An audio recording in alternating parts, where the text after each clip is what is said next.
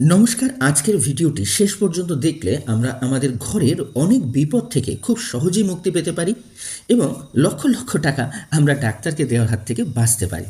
সবচেয়ে বড় ব্যাপার, এই বিপদগুলো ঘটলে আমাদের শুধু পয়সাই খরচ হয় না, অনেক সময় জীবনও শেষ হয়ে যায়। যেমন হঠাৎ করে সাপে কামড়ালো, হঠাৎ করে হার্ট অ্যাটাক হলো, হঠাৎ করে সুগার লেভেল ডিসব্যালেন্স হয়ে গেল। তো এই প্রবলেমগুলো আজকের ভিডিও শেষ হতে হতে সম্পূর্ণ কিভাবে সলিউশন করা যায় তার একটা আইডিয়া আপনি পেয়ে যাবেন। হ্যাঁ, ঘরে যখন এই ধরনের বিপদ ঘটবে আমরা ডাক্তারকে ডাকতে পারি, অ্যাম্বুলেন্স ডাকতে পারি, কিন্তু এই গাড়ি ডাকার আগে পর্যন্ত যে 10-15 মিনিট টাইম পাওয়া যায়, সেই টাইমটায় যদি আমরা বিশেষ কিছু ট্রিক্স টেকনিক অ্যাপ্লাই করি তাহলে হয়তো তাকে হাসপাতালে আর যেতেই হবে না, আর যেতে হলেও হয়তো সে বিপদের থেকে অনেকটা বেরিয়ে আসবে। তাই প্রত্যেককে রিকোয়েস্ট, এই অডিওটা মন দিয়ে শুনবেন। দেখুন, আমাদের যে সমস্যাগুলো আসে তার ভিতরে আজকের ডেটে মেজর সমস্যা হচ্ছে হার্ট অ্যাটাক। হঠাৎ করে শোনা যায় অ্যাম্বুলেন্সের প্রচণ্ড শব্দে হু হু করে কেউ হাসপাতালের দিকে এগিয়ে যাচ্ছে, কেউ বা হাসপাতালে যেতে যেতে মারা যায়, কেউ বা হাসপাতালে গিয়ে মারা যায়, আবার কেউ বা ঘর থেকে হাসপাতাল পর্যন্ত যেতেই পারে না। তো এরকম পরিস্থিতিতে আমরা যদি কখনো পড়ি, দেখা গেল যে আমার বুকের বাঁ দিকটা চিনচিন করছে, ব্যথা করছে, আর হাতটা অবাস টাইপের হয়ে যাচ্ছে, ঘাম বেরোচ্ছে, তাহলে বুঝে নিতে হবে প্রবলেমটা গ্যাসের নয়, প্রবলেমটা হার্টের। তখন আমরা কি করব?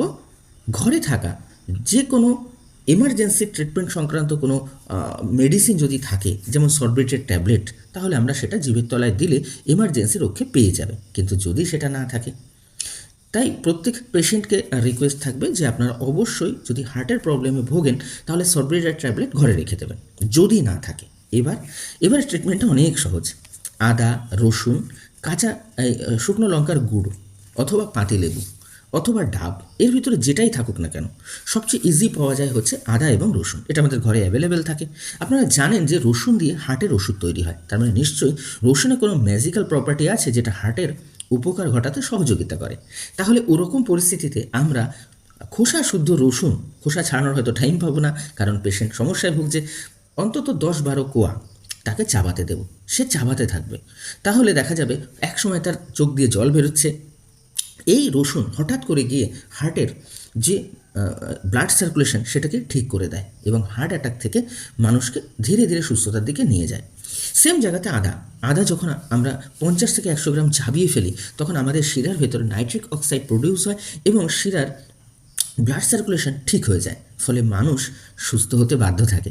তাই যখনই এরকম প্রবলেম হবে, আদা অথবা রসুন 50 গ্রাম মতন পেশেন্টকে চাবাতে বলবেন এবং মাটিতে হাঁটু গেড়ে বসে দেওয়ালে হেলান দিয়ে তাকে রেস্ট নিতে বলবেন। তাহলে দেখবেন পেশেন্ট হঠাৎ করে সুস্থতার দিকে এগিয়ে যাচ্ছে। হয়তোবা অ্যাম্বুলেন্স আসতে আসতে পেশেন্ট এতটাই সুস্থ যে সে অনুভব করছে আমাকে আর ট্রিটমেন্ট করতে যেতে হবে না। তবু আমি রিকোয়েস্ট করব, অবশ্যই ডাক্তারকে একবার দেখান এবং ডাক্তারকে দেখে কিছু ওষুধপত্র নিন। কিন্তু ডাক্তার এই সময় আপনাকে শিরা উপশিরা চেক করতে বলবে এবং দেখা যাবে যে হার্টে ব্লকেজ আছে। তো আপনি যদি খাবার দাবারের পরিবর্তন করেন, লাইফস্টাইল চেঞ্জ করেন, তাহলে কিন্তু আপনাকে আর 5 লক্ষ 10 লক্ষ টাকা খরচ করে হার্টের ব্লকেজের ট্রিটমেন্ট করা লাগবে না। আর যদি আপনি মনে করেন যে আমার কাছে টাকা আছে, নো প্রবলেম, আপনি ট্রিটমেন্ট করান এবং পরবর্তী হার্ট অ্যাটাকের জন্য অপেক্ষা করুন। কারণ হার্ট বাইপাস করে এসে সে তার খাদ্য খাবার পাল্টায় নেই অথচ সুস্থ আছে, এমন পৃথিবীতে কিন্তু কোনো ব্যক্তি নেই। ডাক্তারের কাছে শুনে দেখবেন, যে কোনো রোগ যদি আমাকে ঠিক করতে হয়, সমস্যা থেকে বেরোতে হয়, তাহলে আমাদের সেই অভ্যাসগুলো ত্যাগ করতে হবে যে অভ্যাসের কারণে ওই প্রবলেমটা তৈরি হয়েছে। তাহলে বোঝা গেল হার্ট অ্যাটাক হলে আমরা আদা এবং রসুন দিয়ে কীভাবে নিজেকে বাঁচাতে পারি। অনেক সময় দেখা যায় যে এরকম চাবানোর পরিস্থিতিতেও পেশেন্ট নেই, তখন আমরা লঙ্কার গুঁড়ো শরবত আকারে তাকে খাওয়াতে পারি। যদি পাতিলেবু থাকে তাহলে সেই পাতিলেবুর রস নুন ছাড়া তাকে খাওয়াতে পারি বেশি বেশি। তাহলে কি হবে, এই পাতিলেবুর রসে প্রচুর ভিটামিন সি থাকে এবং লঙ্কার গুঁড়ো, এই দুটো জিনিস আমাদের হার্টের শিরা উপশিরাকে ফ্লেক্সিবল করে দেয়, ব্লাড সার্কুলেশন ঠিক করে, যে কাজটা আদা বা রসুন করে, যে কাজটা সরবেটের ট্যাবলেট করে। তাহলে দেখুন, লঙ্কার গুঁড়ো, লেবু, আদা, রসুন এগুলো আমাদের বাড়িতেই থাকে। তাই যদি কখনো এরকম মেজর প্রবলেম হয়, আমরা ঘরে বসে অনায়াসে সেটাকে ঠিক করে নিতে পারি এবং ঠিক হওয়ার পরে আমরা যদি রেগুলার বেসে আমরা খাবারের নিয়ম পাল্টে ফেলি, অর্থাৎ তেল চর্বি জাতীয় জিনিস যেগুলো ফ্যাট তৈরি করে এড়িয়ে চলি, তাহলে আগামীতে এই প্রবলেম আর কখনো হবেই না। নেক্সট প্রবলেম হচ্ছে শ্বাসকষ্ট। শ্বাসকষ্ট হলে খুব মারাত্মক জিনিস, তখন কি করব আমরা বুঝে উঠতে পারি না। এই সময়ে সেম জিনিস, রসুন, আদা এই দুটো চাবিয়ে খেতে হবে এবং গরম জল সেই সময় আমাদেরকে পান করতে হবে। এছাড়া যদি ম্যাগনেট থেরাপি থাকে বাড়িতে কারো, তাহলে যে ওয়াটার প্যাডটা থাকে ম্যাগনেটের, সেই ওয়াটার প্যাড বুকে চেপে দিলে অনেকটা ইমপ্রুভমেন্ট পাওয়া যায়। আর নাক মুখের সামনে হাওয়া দিতে হয়। ছোট্ট যে পাখা থাকে সেই পাখা দিয়ে দেওয়া যেতে পারে, হাত পাখা দিয়ে দেওয়া যেতে পারে। নাকে এবং মুখে হাওয়া দিলে সে অনেকটা রিলিফ পায়। বহু ক্ষেত্রে দেখা যাচ্ছে সামান্য শ্বাসকষ্ট হলে সে চিত হয়ে না শুয়ে বাঁ দিকে কাত হয়ে অথবা উবুড় হয়ে শুলেও অনেক উপকার পাওয়া যায়। তাহলে আশা করি এমার্জেন্সি কখনো শ্বাসকষ্ট হলে এই কয়েক রকম ফর্মুলা ফলো করলে পেশেন্ট ইমিডিয়েট সুস্থ হয়ে যেতে পারে। এবার আসে সাপে কাটা নিয়ে। দেখুন, সাপে কাটলে মানুষ হঠাৎ করে অনেক বড় প্রবলেমে পড়ে যায়, কিন্তু শুনলে অবাক হয়ে যাবেন, আমাদের ভারতে যত রকম সাপ আছে প্রায় 500 রকম সাপ, তার ভিতরে মাত্র 10 রকম সাপই বিষাক্ত, বাকি 490 রকম সাপই কিন্তু বিষহীন। অথচ সাপে কাটলে বেশিরভাগ লোকই মারা যায়। তার পিছনে মেজর কারণ তার ভয় পাওয়া। আমেরিকা একটা টেস্টে দেখা গেছে, একবার এক ব্যক্তি যে আপনার বিশাল বড় অপরাধী ছিল, তো তাকে কোর্টের থেকে মৃত্যুদণ্ড দেওয়া হয়। তো আমেরিকা এমন একটা দেশ যারা যখনই কোনো মানুষের মৃত্যুর খবর পায় সেখানে গিয়ে রিসার্চ করতে শুরু করে। এর আগে যেমন হার্টের আলোচনাটা করলাম, হার্টের উপরেও একটা রিসার্চ ওরা করেছিল আপনার মৃত সৈনিকদের নিয়ে, যাদের বয়স ছিল 30 থেকে 35। প্রায় 300 সৈন্যের উপর যখন অপারেশন করে, যে দেখি তো কজনের হার্ট ব্লকেজ আছে, দেখা গেল প্রত্যেকেরই হার্ট ব্লকেজ আছে। তারা সিদ্ধান্তে আসলো যে পৃথিবীতে এমন কোনো মানুষ নেই যার হার্ট ব্লকেজ নেই 30-এর উপর বয়স গেলে। এবার ঘটনা হচ্ছে, আপনি যদি লাইফস্টাইল চেঞ্জ না করেন, আপনার যদি প্রচণ্ড গ্যাস অ্যাসিডিটি থাকে, তাহলে ওই হার্ট অ্যাটাক হওয়ার চান্সটা থাকে। আর আপনি যদি লাইফস্টাইল চেঞ্জ করেন, ওই ব্লকেজে আপনার কিচ্ছু হবে না। ঠিক আছে, যেমন ছিল ওই সৈন্যদের, ওই সৈন্যরা প্রচণ্ড ফিট ছিল এবং যুদ্ধে গেছিল। তারপরে তারা গুলিতে মারা যাওয়ার পরে তাদের টেস্ট করে দেখা যায় যে তাদেরও হার্ট ব্লকেজ। তাই এটা নিয়ে টেনশন নেওয়ার কোনো দরকার নেই যে আমার হার্ট কতটা ব্লকেজ আছে। টেনশন এটা নিয়ে নিতে হবে যে আমি এমন কোনো খাবার খাচ্ছি না তো যেটা প্রচণ্ড গ্যাস অ্যাসিডিটি ক্রিয়েট করতে পারে, কারণ ওই গ্যাস অ্যাসিডিটি আমাদের হার্ট অ্যাটাক ঘটায়। তো যাই হোক, সাপের ব্যাপারটাও ওরকম। সাপ আমাদের যখন কামড়ায় তখন আমরা প্রচণ্ড ভয় পাই এবং আমরা মারা যাই। যেমন আমি এই টেস্টটার কথা বলতে যাচ্ছি। তো ওই সাজাপ্রাপ্ত ব্যক্তিকে নিয়ে আমেরিকার গবেষকরা একটা ঘরে রাখে এবং সেই ঘরে তাকে একটা সাপুড়িয়ার দ্বারা একটা সাপ নিয়ে আসে এবং তাকে বলে যে এই সাপটা দিয়ে আপনাকে মৃত্যুদণ্ড দেওয়া হবে। তারপরে তার চোখ বন্ধ করে দেওয়া হয় যাতে সে দেখতে না পায় এবং তার হাঁটুতে দুটো ছুঁচ ফুটিয়ে দেয়। যখন ছুঁচ ফুটিয়ে দেয় তখন হঠাৎ চিৎকার করে সেই পেশেন্টটি ছটফট করতে থাকে। কিছুক্ষণ পর সেই পেশেন্ট মারা যায় এবং পোস্টমর্টম করে দেখা যায় যে তার বডিতে বিষে মারা যাওয়ার একটা প্রুফ পাওয়া গেছে। অর্থাৎ ওই ব্যক্তি সূচ ফোটানোর কারণে মারা যায়নি, সূচ ফোটানোর কারণে তার যে ভয় তৈরি হয়েছে, সেই ভয় ব্রেনের যে হরমোনগুলো সেগুলোকে এমনভাবে ডিসব্যালেন্স করেছে যে বডিতে একটা বিষক্রিয়া তৈরি হয়ে গেছে। খেয়াল করে দেখবেন, হঠাৎ করে যদি কোনো ভয় আপনি বা আমি পাই, মাথা থেকে একরকম ঝিনঝিনে যন্ত্রণা শুরু হয়, মাথাটা যেন ধরে যায়। এগুলো কিন্তু হরমোনাল ঘটনা। তাই সাপে কামড়ালে হঠাৎ করে যদি কেউ ভয় পায়, চিৎকার চেঁচামেচি করে, তাহলে সে কিন্তু মারা যায়। আবার বহু মানুষ এমন আছে তারা এতটাই সাহসী যে সাপে কামড়ালে তারা কোনো রিয়্যাক্ট করে না। আমার দেখা এমন একটা ঘটনা আছে, এক ব্যক্তি বিহারে, তাকে র্যাসেল ভাইপার বলে পৃথিবীর সবচেয়ে ভয়ানক সাপের মধ্যে একটা সাপ কামড়ায়। সে কিন্তু ওই সাপের কামড় খেয়ে বিন্দুমাত্র টেনশন না করে সেই সাপটাকে নিজে হাতে চেপে ধরে এবং হাসপাতালে নিয়ে আসে। তারপরে ট্রিটমেন্ট হয় এবং সে বেঁচে যায়। তার মানে সাপে কামড়ালে যে ভয় পেয়ে প্রচণ্ড আমরা চিৎকার চেঁচামেচি করি বা টেনশন নেই, তাতেই কিন্তু বেশিরভাগ লোক মারা যায়।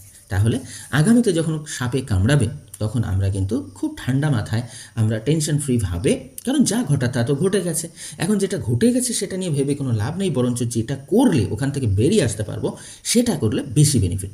তাই আমরা ঠান্ডা মাথায় আমরা একটা দড়ি দিয়ে বা কাপড় দিয়ে আমরা সেই জায়গাটার ওপরটা বেঁধে ফেলবো যাতে কোনো রকমভাবে বিষক্রিয়া সারা শরীরে না ছড়ায়। এবার আমরা যে কোনো একটা সিরিঞ্জ কালেকশন করব। আমাদের যে ইঞ্জেকশন দেয় সেই সিরিঞ্জগুলো, সেই সিরিঞ্জগুলো যে জায়গাটা সুচ বসায় ওই জায়গাটা কেটে ফেলবো এবং এটাকে একটা ভ্যাকুমের মতন করব। ওই জায়গাটা কেটে হলটাকে বড় করে দেবো। অর্থাৎ ধরে নিতে পারেন যে সিরিঞ্জটার টোটাল হাইট হয়তো আছে 3 ইঞ্চি, তো 1 ইঞ্চি কেটে ফেলে দিন। তাহলে কি হবে, গোল যে বড় ডায়ামিটারটা ওটাও কেটে যাবে।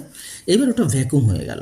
এইবার কি হচ্ছে, আপনি ওই সিরিঞ্জটা ওই যে জায়গাটায় সাপ কেটেছে ওই জায়গাটায় চেপে ধরুন এবং যেমনভাবে আমরা রক্ত টানি ওরকমভাবে টানতে থাকুন। দেখবেন যে ওই জায়গা থেকে রক্ত বেরোতে শুরু হবে সিরিঞ্জে, এবং খুব প্রথম দিকে আপনার কিছু ব্ল্যাক বা কালো রক্ত বেরোবে, বুঝতেই পারবেন যে একটু বিষাক্ত রক্ত। ধীরে ধীরে একটা টাইম দেখা যাবে যে লাল ভালো রক্ত বেরোচ্ছে। তবুও আমরা চেষ্টা করব কমসে কম 200-250 গ্রাম রক্ত বের করে ফেলার। আমাদের বডিতে 5 লিটার রক্ত থাকে, তার থেকে 500 ml রক্ত বেরোলে এমন কিছু ক্ষতি হবে না। হ্যাঁ, সে দুর্বল অবশ্য হয়ে যাবে, কিন্তু জীবনটা বেঁচে যাবে। তো এইভাবে আমরা কিন্তু সাপে কাটা ব্যক্তিকে হঠাৎ করে আমরা পরিষেবা দিতে পারি। এছাড়া আমরা প্রত্যেকে ঘরে এরকম সাপ হোক, আপনার ভেমরুল হোক, তারপরে কাঁকড়া বিচ্ছু, বিভিন্ন জিনিস কাটলে যাতে আমাদের এমার্জেন্সি প্রবলেম না তৈরি হয় তার জন্য আমরা এক ধরনের হোমিওপ্যাথি ওষুধ রাখতে পারি। হ্যাঁ, এর জন্য আমাদের কি করতে হবে, একটা হোমিওপ্যাথি ওষুধ আছে যার নাম নাজা 200 পাওয়ারের। ঠিক আছে, এটা যে কোনো হোমিওপ্যাথি ওষুধের দোকানে আলাপ আলোচনা করে আপনি কিনে ঘরে রাখতে পারেন, মাত্র 10-20 টাকা। এটা সমস্ত জায়গায় কাজে লাগে, সমস্ত জায়গায়, যে কোনো ভীমরুল হোক, বোলতা হোক, যা কিছু কামড়াক না কেন সেটা প্রয়োগ আপনি ডাক্তারের কাছ থেকে শিখে নেবেন এবং সেইভাবে প্রয়োগ করবেন। তাহলে কি হলো, তাহলে আপনার এমার্জেন্সি সাপে কাটলে আপনি ওই মুহূর্তে আপনি সেভ হয়ে গেলেন। এবার আপনি সেফটির জন্য হাসপাতালে অবশ্যই নিয়ে যাবেন। ঠিক আছে, হ্যাঁ, ওই মুহূর্তে পেশেন্ট হয়তো সুস্থ হয়ে যাবে। এবার ডাক্তারের কাছে নিয়ে গেলেন, আপনি আপনার মনের সন্তুষ্টির জন্য বা প্রিভেনশনের জন্য অবশ্যই আপনি সেখানে ডাক্তার দেখিয়ে নিয়ে আসতে পারেন, তাহলে আপনার পেশেন্ট সেভ হয়ে গেল। এবার আমরা ছোটোবেলায় অনেকে দেখেছি যে অনেকের গরমের ভেতরে হঠাৎ করে নাক দিয়ে রক্ত বেরোতে শুরু করে। তখন আমরা বুঝে পাই না যে কী করব, ডাক্তারের কাছে নিয়ে যেতে চাই। কিন্তু আমরা যখন ছোটো ছিলাম আমরা একটা ট্রিক্স অ্যাপ্লাই করতাম এবং তাতে আমরা প্রচুর বেনিফিটেড পেয়েছি। পেঁয়াজ কেটে আমরা নাকের সামনে বা মুখের সামনে ধরতাম। আমার লাইফে ব্যক্তিগত 2বার এরকম ঘটনা ঘটেছিল এবং রক্ত বেরোতো অনেক, একটু আধটু না, প্রায় 200-300 রক্ত বেরিয়ে যেত। তো ওই সময় আমরা পেঁয়াজ কেটে নাকের ধারে ধরলে তারপরে ধীরে ধীরে ধীরে ধীরে ওই প্রবলেমটা সলভ হয়ে যেত। হয়তো আমাদের কোনোদিন ডাক্তারের কাছে যেতে হয়নি। তো আপনার যদি কারোর এরকম প্রবলেম হয়, আপনি ট্রিক্স অ্যাপ্লাই করবেন, তারপরে সাথে এমার্জেন্সি ডাক্তারের কাছে নিয়ে যাওয়ারও চেষ্টা করবেন। এছাড়া অনেক সময় দেখা যায় ওষুধের সাইড ইফেক্টেও আমাদের মেজর প্রবলেম হয়। আমাদের এই ক্ষেত্রে দেখা যাচ্ছে খিঁচ ধরছে, হাত পায়ে প্রচণ্ড যন্ত্রণা করছে, হতে পারে। তো এই সময় ডাক্তারের কাছে আমরা অবশ্যই নিয়ে যাব। তবে যেতে যেতে আমরা তাকে পাতিলেবুর রস, নুন ছাড়া পিওর পাতিলেবুর রস খাওয়াতে থাকবো এবং শরীর ম্যাসাজ করাতে থাকবো যাতে সারা শরীরে ব্লাড সার্কুলেশন হয়। কোনো রকম বেঁকে ঝুঁকে যদি যেতে থাকে সেটাকে টেনে আমরা সুস্থ করব। তাহলে কি হবে, ওই পাতিলেবুর রস শরীরে মানে আপনার শরীরের ভিতরে গিয়ে ব্লাড সার্কুলেশনটাকে ঠিক করে দেয় এবং যে সাইড এফেক্টটা হচ্ছে সেটাকে অনেকটা আটকে দেয়। তাহলে এটাও একটা সুন্দর পদ্ধতি। এক্ষেত্রে আদা বা রসুন চাবিয়েও অনেকটা উপকার পাওয়া যেতে পারে।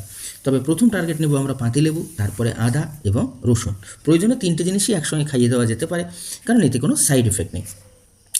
এবার আমরা আসি কারোর পায়খানা আটকে গেলে কি করতে হবে, অর্থাৎ কোষ্ঠকাঠিন্য। দেখা যাচ্ছে বহু দিনের পুরনো কোষ্ঠকাঠিন্য কোনোভাবেই আর ঠিক হচ্ছে না, ডাক্তার দেখাচ্ছি, খাচ্ছি, ও খাচ্ছে।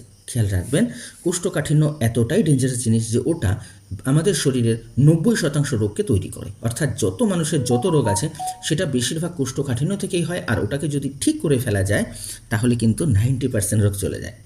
তাহলে এটা কিভাবে করতে হবে, সিম্পল প্রসেস। বাজার থেকে কাঁচা আমলকি নিয়ে আসতে হবে, 100-150 গ্রাম মতন থেতো করে, বা 200 গ্রাম, নো প্রবলেম, থেতো করে অথবা মিক্সার গ্রাইন্ডার দিয়ে অথবা চাবিয়ে ছিবড়ে শুদ্ধ খেয়ে ফেলতে হবে। হ্যাঁ, ছিবড়ে শুদ্ধ। এতে যে পরিমাণে ফাইবার থাকে সেই ফাইবারটা আমাদের পেটে জমে থাকা যত পুরনোই মল হোক না কেন সেটাকে কয়েক ঘন্টার ভেতরে বের করে দেয়। ঠিক আছে, এবার কি হবে, সকালবেলায় ঘুম থেকে উঠে ওই দিনকে আমরা আর কোনো খাবার খাবো না, শুধু আমলকি খাবো। 12টা পর্যন্ত আমরা আমলকি উপবাস করব, মানে শুধু আমলকিই খাবো। এবার দেখা যাবে যে মোটামুটি 2 ঘন্টা পর থেকেই আমাকে বাথরুমে যেতে হচ্ছে এবং দেখা যাবে প্রথম দিকে একদম কালো কুৎসিত কালারের মল আমাদের শরীর থেকে বের হচ্ছে, যেটা আমাদের নাড়ি ভুঁড়িতে বহুদিন থেকে জমেছিল। তারপরে ধীরে ধীরে 8বার 10বার আমাকে পায়খানায় যেতে হবে এবং এক সময় দেখা যাবে যে শুধু জল ছাড়া পেট থেকে আর কিছুই বেরোচ্ছে না, তার মানে আমার পেট ওয়াশ হয়ে গেছে। খেয়াল করে দেখবেন শরীর অনেকটা হালকা হয়ে যাবে এবং অনেক এনার্জেটিক হবে। তাহলে এটা হচ্ছে সবচেয়ে সহজ প্রসেস আপনার পায়খানা ক্লিয়ার করা। এছাড়া যদি আপনি মনে করেন যে এটা পেরে উঠছে না, তাহলে এইসব গুলের ভুসি অন্তত 10-20 গ্রাম হ্যাঁ, ওটা জলে ভিজিয়ে সঙ্গে সঙ্গে আপনাকে গিলে খেয়ে নিতে হবে। তারপরে আপনি ভাতটা যা খাওয়ার তাই খেলেন, নো প্রবলেম। এটা খাওয়ার আগে করতে হবে। এবার কী হবে, ওই ইসবগুলের ভুসি যখন আপনার জিআই ট্র্যাক বা নাড়িভুড়ির ভেতরে যাবে বাংলা ভাষায়, তখন সেটা আমাদের ওই নাড়িতে থাকা ভালো ব্যাকটেরিয়াকে অ্যাক্টিভ করে দেবে এবং তারা আমাদের পেটে থাকা জমে থাকা মলকে ধীরে ধীরে বের করে দেবে। তাহলে আশা করি কোষ্ঠকাঠিন্য আর আপনি ভুগবেন না, এবং এটাকে সপ্তাহে একদিন করলে আপনার শরীর অনেক ফ্রেশ হয়ে যাবে, অনেক ফ্রেশ। ঠিক আছে? আর যদি আপনি মনে করেন যে প্রত্যেক দিন আমি খাবার আগে সামান্য একটু ইসবগুলের জল খেয়ে নেব, খেয়ে নিতেই পারেন। খাওয়ার সময় খাওয়ার আগে একটা দুটো আমলকি খেয়ে নেব, তাহলে তো খুবই ভালো। তাহলে আপনার আশা করি এই জীবনে আর কোনো দিন রোগ হবে না। ঠিক আছে? এরপরে চলে আসি জ্বর। জ্বর যখন হয় তখন আমরা হঠাৎ করে প্যারাসিটামল খাই, যেটা মারাত্মক একটা পরিণতি নিয়ে আসতে পারে। আমরা জানি না যে জ্বরটা হয় কেন আর কীভাবে এটাকে প্রতিরোধ করতে হয়। অন্যরা করছে, আমরাও করছি, এবং অন্যেরাও বিপদে পড়ছে, আমরাও বিপদে পড়ছি। জ্বর হচ্ছে বাইরে থেকে ভাইরাসের অ্যাটাক। যখন ভাইরাস আপনার শরীরে অ্যাটাক করে তখন শরীর তার নিজের নিয়ম অনুসারে প্রথমে আপনার শরীরে একটা অলসতা তৈরি করে, যাতে আপনি বেশি পরিশ্রম না করেন, কারণ আপনার শরীরকে এখন জ্বরের সঙ্গে লড়াই করতে হবে। আর আপনি যদি এই মুহূর্তে অন্যান্য কাজকর্মে বিজি হয়ে যান, তাহলে গ্লুকোজটা সেখানে বেশি ব্যবহার হবে বা শক্তিটা সেখানে বেশি ব্যবহার হবে, জ্বরের বিরুদ্ধে লড়াই করা সম্ভব হবে না। তাই শরীর প্রথমে আপনাকে অসুস্থ করে বিছানায় শুইয়ে দেয়, তারপরে মুখে অরুচি নিয়ে আসে, যাতে আপনি খাদ্য খাবার না খান। খেয়াল করে দেখবেন পৃথিবীর সমস্ত জন্তু জানোয়ার, কুকুর, বিড়াল, হ্যাঁ, যে কোনো প্রাণী যখন অসুস্থ হয় তারা কিন্তু বমি করে এবং তারা খাওয়া ছেড়ে দেয় এবং তারা বাগানে গিয়ে ঘাস খায়। ঠিক এই সেম প্রসেস আমাদের ফলো করতে হবে, তবে একটু অন্যরকম। আমাদের শরীরে ভাইরাস যখন ঢুকেছে তখন আমরা প্যারাসিটামল খাবো না, কারণ প্যারাসিটামল খেলে কী হবে, ওটা শরীরে যাবে এবং শরীরকে ঠান্ডা করে দেবে। আর ঠান্ডা শরীর রোজ আপনার কি ভাইরাসের সংখ্যা আরও বৃদ্ধি করে দেবে। শরীরের নিজস্ব একটা মেকানিজম আছে। শরীর কী করে, যখনই ভাইরাস বেড়ে যায় তখন শরীরকে ল্যাথার্জিতে ঢেলে দেয়, অর্থাৎ অলসতায় ঢেলে বিছানায় শুইয়ে দেয়, মুখে অরুচি নিয়ে আসে এবং শরীরকে হিট প্রডিউস করে। এবং শরীর যখন গরম হয় তখন ভাইরাস কিন্তু আর টিকতে পারে না। বহু মানুষ আমরা খেয়াল করে দেখেছি মুখে মাস্ক পরে ঘুরে বেড়ায় অযথা। হ্যাঁ, ধুলোবাড়িতে পড়লে নো প্রবলেম, কিন্তু শরীরতে যত বেশি অক্সিজেন যাবে তত ভাইরাস কিন্তু মারা যাবে, আপনার শরীর সুস্থ হবে। কিন্তু কেন জানি না এই ব্যক্তিগুলো মুখে মাস্ক দিয়ে ঘুরে বেড়ায় আর কার্বন ডাই অক্সাইড বাইরে ছাড়ার পরিবর্তে আবার ভেতরে নিয়ে নেয়। ঠিক আছে? তারপরেও তারা সুস্থ থাকে। এটা একটা আশ্চর্যজনক ব্যাপার, কারণ আমাদের শরীর অনেক অনেক স্ট্রং। ছোটোখাটো প্রবলেমে আমাদের শরীর কিন্তু কখনো বিপদে পড়ে না, কিন্তু আমরা যখন ধারাবাহিকভাবে বেনিয়মে চলি তখনই বিপদে পড়ে। তো তেমনি আমরা দেখা যাচ্ছে জ্বর হচ্ছে, ওষুধের দোকান থেকে প্যারাসিটামল নিয়ে আসলাম, অ্যান্টিবায়োটিক নিয়ে আসলাম, এটা মারাত্মক জিনিস। অ্যান্টিবায়োটিক যদি আমরা না জেনে খেতে থাকি এবং কোর্স কমপ্লিট না করি, তাহলে অ্যান্টিবায়োটিক রেজিস্ট্যান্স তৈরি হয়, যেটা পরবর্তীকালে বিপদে ওই ওষুধ আমাদের শরীরের কাজই করে না। তাহলে জ্বর যখন হবে এটা আধ ঘন্টার ভিতরে ঠিক হয়ে যাবে, এমন একটা ট্রিক্স আমি এখানে জানাচ্ছি। যখনই জ্বর হবে আপনার শরীরে ভাইরাস এসছে, শরীর চেষ্টা করছে গরম করে ওই ভাইরাসকে মেরে ফেলার, অক্সিজেন বেশি পরিমাণে আপনি শরীরে প্রবেশ করান নিঃশ্বাস প্রশ্বাসের মাধ্যমে, যাতে ওই গরম ভাবটা আরও বাড়ে এবং ওই ভাইরাসটা দ্রুত মারা যায়। সেম আপনি সঙ্গে আরেকটা কাজ কী করবেন, গরম গরম জল খাবেন, যে চায়ের মতন। যত বেশি গরম জল খাবেন, ভেতরের ভাইরাস মৃত্যুতে আপনার শরীর আরও বেশি সহযোগিতা পাবে।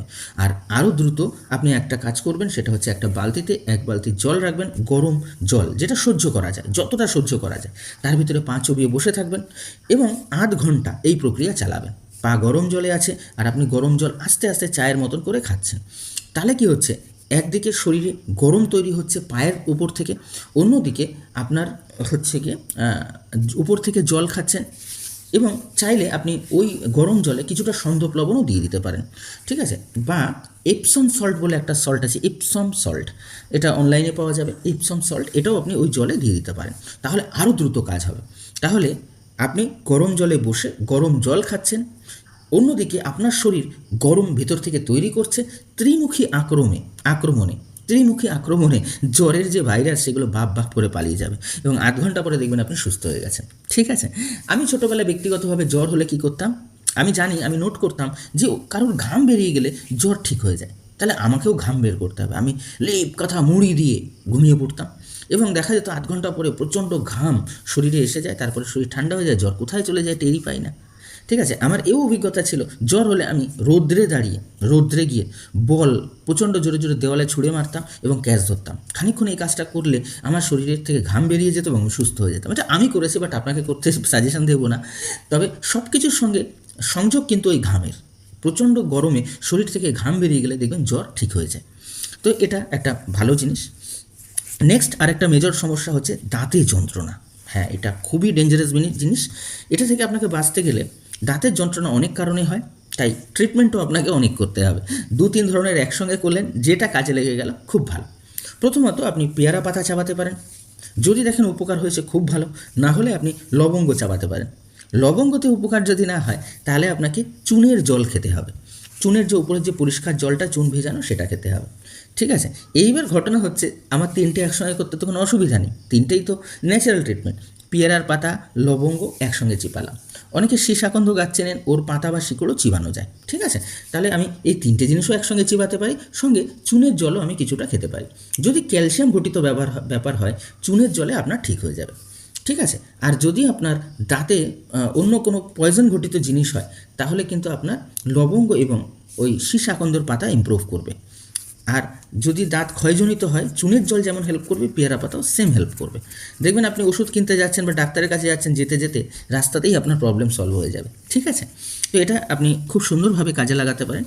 এরপর আসি মাথায় যন্ত্রণা। মাথায় যখন যন্ত্রণা হয়, তখন আমাদের ডান নাক বন্ধ করতে হবে এবং বাঁ নাক দিয়ে নিঃশ্বাস প্রশ্বাস নিতে হবে। ঠিক আছে, ডান নাক বন্ধ করলাম, বাঁ নাক দিয়ে নিঃশ্বাস নেব এবং নিঃশ্বাস ছাড়ব। তাহলে কিছুক্ষণের মধ্যেই দেখা যাবে যে মাথায় যন্ত্রণা ইমপ্রুভমেন্ট হয়েছে। এছাড়া মাটিতে আপনাকে হাঁটতে হবে, অথবা ঘাস মাটি একদম, যাতে আপনার বডিতে আর্থিন প্রডিউস হয়। কারণ মাথায় যন্ত্রণা অনেক কারণে হয়। অনেক সময় দেখা যাচ্ছে ওই দাঁতে যন্ত্রণা যেমন বললাম অনেক কারণে হয়, তেমন মাথায় যন্ত্রণা অনেক সময় দেখা যাচ্ছে প্রচুর পরিমাণে আমরা মোবাইল ঘাঁটছি বা ইলেকট্রনিক্স সাজ সরঞ্জামের কাছে রয়েছি, তো রেডিয়েশনের কারণে আমাদের মাথায় যন্ত্রণা হয়। তখন যদি আমরা মাটিতে চলে যাই, খালি পায়ে মাটিতে হাঁটাচলা করি, তখন আর্থিনে আমাদের বডিতে যে ইলেকট্রনগুলো জমে রয়েছে, মানে কারেন্টগুলো জমে রয়েছে, সেগুলো মাটিতে নেমে যায় এবং আমাদের ব্রেন ফ্রেশ হয়ে যায়। তো এটা একটা প্রসেস। নিঃশ্বাস প্রশ্বাস নেওয়াটাও একটা সুন্দর প্রসেস। এছাড়া আপনি হঠাৎ করে 3 গ্লাস জল খেয়ে নিতে পারেন। হ্যাঁ, এই জলের মানে ডিসব্যালেন্সের কারণে আমাদের কিন্তু মাথায় যন্ত্রণা হয়। তো এই 4টে জিনিস আপনি ফলো করলে আশা করি কোনো না কোনো কারণে আপনি সুস্থ হয়ে যাবেন। এবার আসি কানে পুজ হওয়া। যাদের কানে পুজ হয় তাদের কিন্তু যন্ত্রণা হয়, এক্ষেত্রে অ্যালোভেরার জেল দেওয়া খুব উপকারী। গ্যাস বেড়ে যাওয়া, হঠাৎ করে গ্যাস বেড়ে গেছে, এবার কি করবে? সেক্ষেত্রে কাঁচা আলু 1 টুকরো অথবা ছোটোখাটো একটা কাঁচা আলু চাবিয়ে খেতে পারে, এটা গ্যাসটাকে হঠাৎ করে কন্ট্রোল করবে। এছাড়া জিরে, মৌরি চাবিয়ে খেলেও গ্যাসের থেকে উপকার পাওয়া যায়। অথবা দেখা যাচ্ছে যে ফাইবার জাতীয় জিনিস যাতে আঁশ আছে, হ্যাঁ, সেই টাইপের জিনিস খেলেও অনেক সময় গ্যাসের থেকে ইমিডিয়েট ইমপ্রুভমেন্ট পাওয়া যায়। এরপরে চলে আসি কাশি। হঠাৎ করে খুব কাশি হচ্ছে, থামছেই না, সেক্ষেত্রে আমাদের মৌরি, গোলমরিচ, এলাচ, হ্যাঁ, লবঙ্গ এগুলোকে একসঙ্গে ভেজে গুঁড়ো করে একটা কৌটোতে রাখতে হবে। তারপরে গুড় দিয়ে চাবিয়ে চাবিয়ে খেতে হবে। যদি মধু থাকে তাহলে আরও ভালো হয়। গুড় এবং মধু দিয়ে এই পাউডারটা চাবিয়ে খেলে কিন্তু খুব সুন্দর উপকার পাওয়া যায়। নাক ডাকা, এটা অনেক ডেঞ্জারাস জিনিস, প্রচুর লোকের ঘরে অশান্তির কারণ। ঠিক আছে, একজনের জন্য আর 5 জন ঘুমাতে পারে না। এবার যার প্রবলেমটা হয় সে কিন্তু জানতেও পারে না তার হলো কী করে। এটা খুব সহজে সলভ হয়ে যায়। খেয়াল করে দেখবেন যে নাক ডাকে সে চিত হয়ে ঘুমায়। ভারী শরীর বা গলা ভারী হয়ে যাওয়ার কারণে তার এই প্রবলেমটা হয়। সে যদি কাঁত হয়ে অথবা উবুড় হয়ে শোয়া শুরু করে, তাহলে মুহূর্তের ভেতরেই নাক ডাকা বন্ধ হয়ে যাবে। এই নাক ডাকা তার জন্য যেমন ক্ষতি, যে কোনো মুহূর্তে একটা বিপদ ঘটাতে পারে, তেমনি এই নাক ডাকার কারণে পরিবারের অন্য লোকের ঘুম কম হয় এবং তাদের অন্যান্য রোগ তৈরি হয়। তাই নাক ডাকাটা কমাতে এই সহজ ট্রিক্স দ্রুত অ্যাপ্লাই করা সকলের প্রয়োজন। এরপরে আসে ঘুম না আসা। অনেকের ঘুম আসে না, তাহলে ঘুম আসবে কী করে? আমাদের নাকে ঘিয়ের প্রলেপ দিতে হবে। ঘি, যত পুরনো ঘি হবে তত ভালো। মার্কেটে নাজেল ড্রপও পাওয়া যায়।